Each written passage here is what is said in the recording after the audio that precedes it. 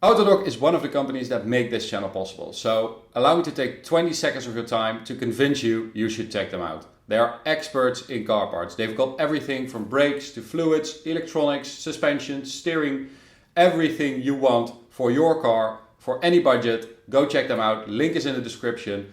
Enjoy the video. What's up, ladies and gentlemen, and welcome to this POV review by AutoTopNL. My name is Max, and today we are taking a look at this awesome Mercedes AMG GTC Coupe Edition 50. It's quite a mouthful, but it is quite a car as well. This specific edition, the Edition 50, is to celebrate 50 years of AMG, and it was sort of the first one you could order when the GTC Coupe was available. So it was only available as this 50 Edition 50 and sort of as an introduction model. It is graphite gray magno, this color, so very dark gray with a matte finish, and you could also get it in a cashmere white magno, so a matte white. If you have seen our videos about the car, we drove the C63 AMG, the Ocean Blue Edition. That was also a special model to celebrate 50 years of AMG, and that was cashmere white. So what is different on the Edition 50 and what is different on the GTC?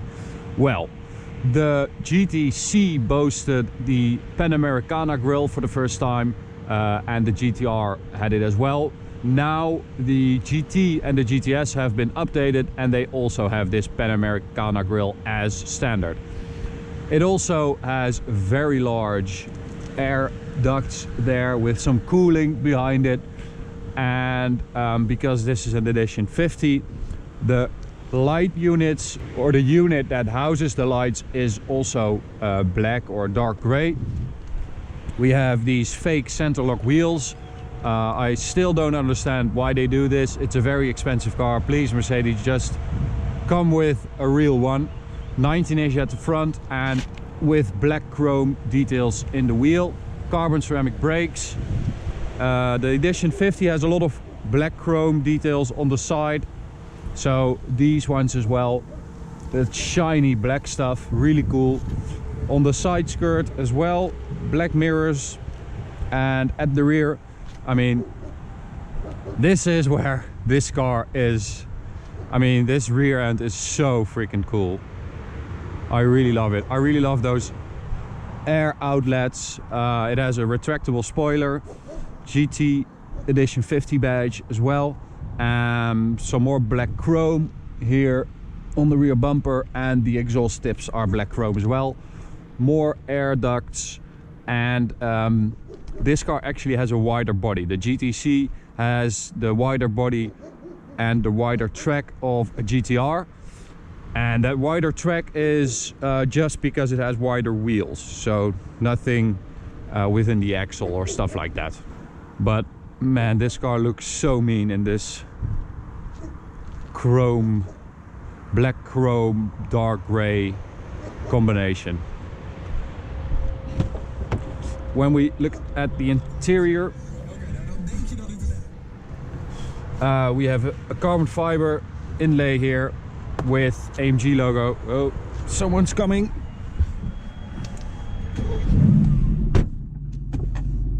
We'll just get out of here and I'll tell you some more. We have silver pearl on the interior, so the seat belts, that's that lighter gray color.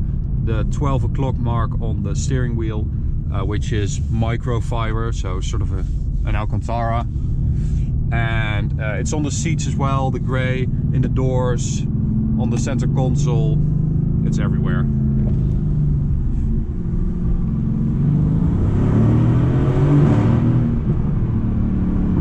Woo! And it also has a little Edition 50 1 of 500 badge right here, because that's how many they made. 250 roadsters and 250 coupes.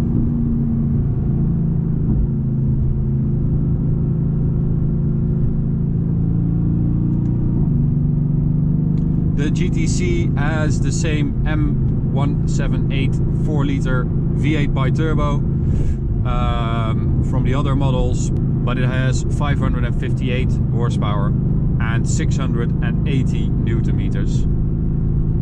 So 0 to 100, 3.7, top speed 317 kilometers an hour.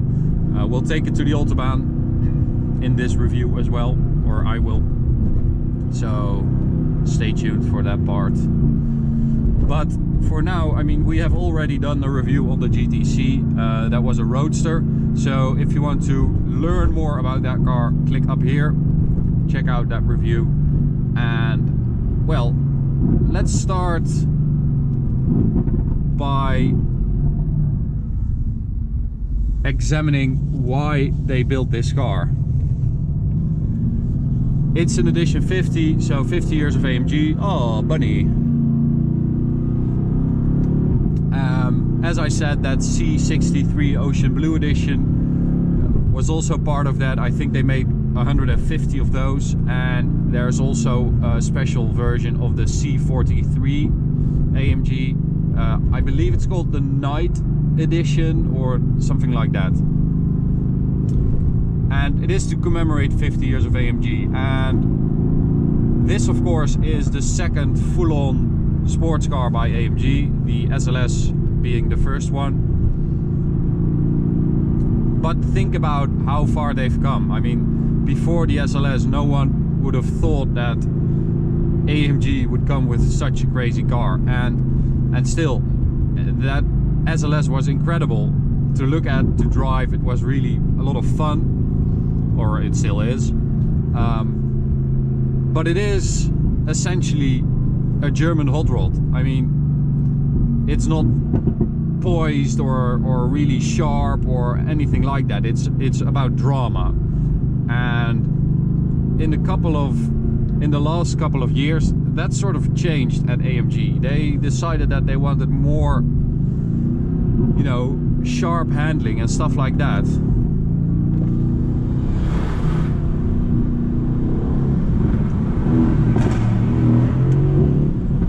Alright, let's switch off the traction control because that is already having trouble with it. Oh man. Jesus. And let's put it in manual. So we have 7 gears, dual clutch gearbox, and as I said, it's linked to that 4-liter V8 bi-turbo, which is an incredible engine. But this gearbox, I mean, just listen to how quick these shifts are. Oh, man.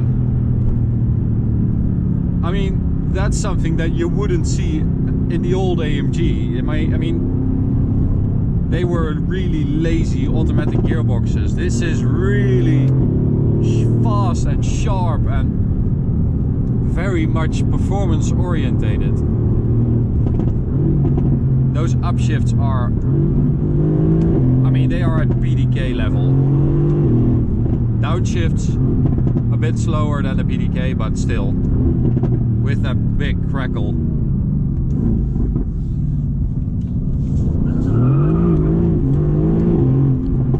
And when the rear end goes, it is just like, it's so controllable. Martijn just described it perfectly. It's like a shopping cart, you know, like it has rotating wheels. The back just comes out and, well, you're just as relaxed as ever. Alright, let's rev it a bit.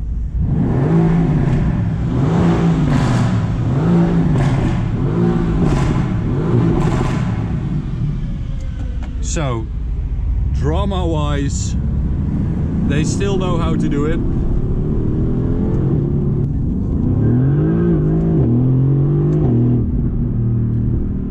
But AMG have moved much more toward Porsche, for instance, and that's also because the man responsible for this car came from Porsche. So maybe that had an influence, I don't know, but they sort of went away from that initial AMG character, which were just, like I said, German hot rods.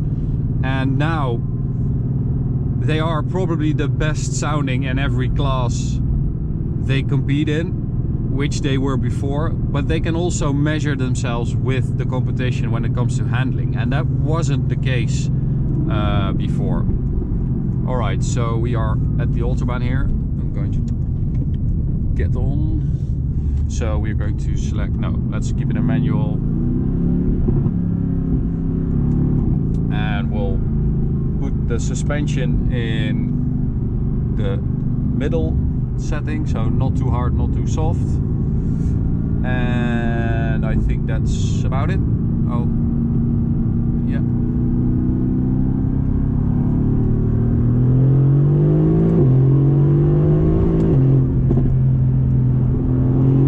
Okay, here we go. Let's see what it is like. As I said, top speed 370 kilometers an hour, but you need quite some empty Autobahn to achieve that. So we're at 270. It is quite hard, the suspension, not too hard though. That's 300, leaning on those carbon ceramic brakes. Fun fact, those carbon ceramic brakes by AMG are molded in a vacuum room or whatever at 1700 degrees Celsius. That's insane. Yeah, so this car is fast, don't get me wrong, it is really fast, but it sort of seems to struggle at higher speeds.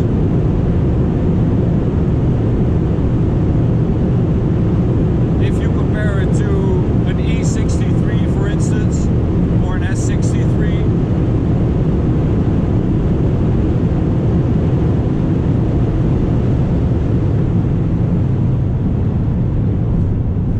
that's 308. As I was saying, if you compare it to an E63 or an S63, we also drove those on this piece of Autobahn. They reach their top speed, so I think the E63 is at 309 on the speedo and the S63 on 315. They reach that speed much quicker, so I think that even though they have the same engine, I think the changes they made to go from this kind of power, 558 to 612, those changes also mean that this car performs a bit less on at higher speeds. So maybe it's a bigger intercooler, something like that, I don't know.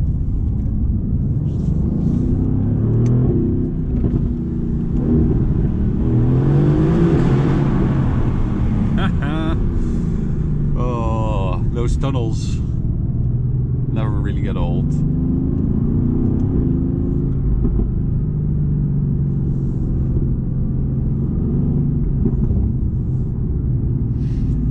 As you know, this GTC sits right in between the GTR and the GTS. The GTS has had a recent power upgrade, so it now has 522 horsepower instead of 510. Here we go again. But this car only has 20 Newton meters less than a GTR, so they actually are quite close in power.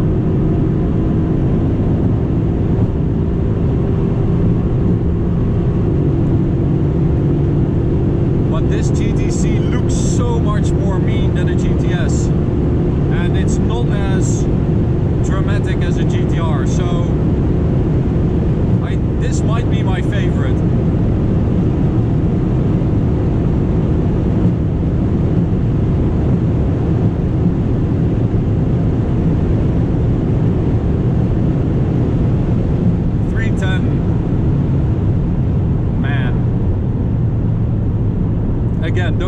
wrong, it's a really fast car, but I just feel like that E63 S63 engine,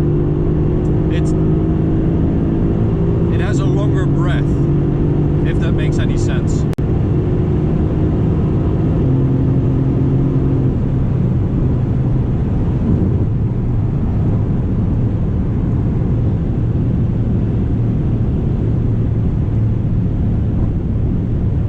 Okay, so my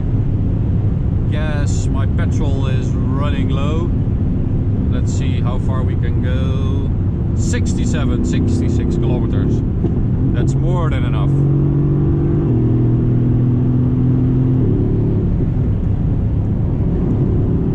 But I think that AMG commemorating 50 years of existence with a car like this is really, it's a good choice, because I think that the AMG GTS is the ultimate combination of the old AMG and the new AMG. It drives insanely well. It also has the four-wheel steering of an AMG GTR. And it is really sharp, stiff, hard. It's just very enjoyable to drive it. And on top of that, you have that AMG drama.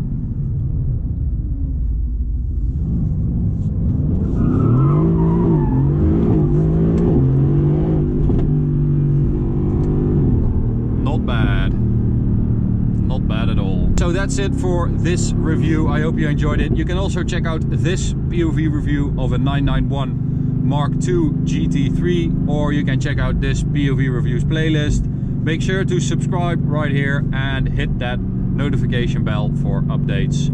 Thanks very much for watching, and I will see you at the next one. Bye guys.